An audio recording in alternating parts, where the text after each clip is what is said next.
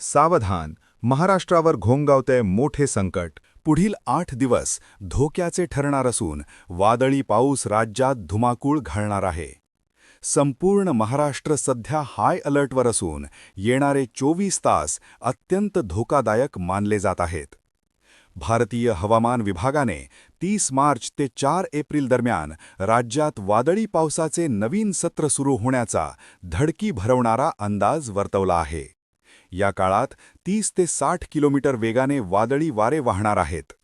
विदर्भ, मराठवाडा, खानदेश आणि मध्य महाराष्ट्रातील काही जिल्ह्यांसाठी वादळी पावसाचा हाय अलर्ट जारी करण्यात आला आहे. विशेषतः पुढील 72 तासात मध्य महाराष्ट्र, मराठवाडा आणि विदर्भात विजांच्या कडकडाटासह भीषण गारपिटीची दाट शक्यता आहे. आसमानी संकटामुळे महाराष्ट्र येलो अलर्टवर आहे.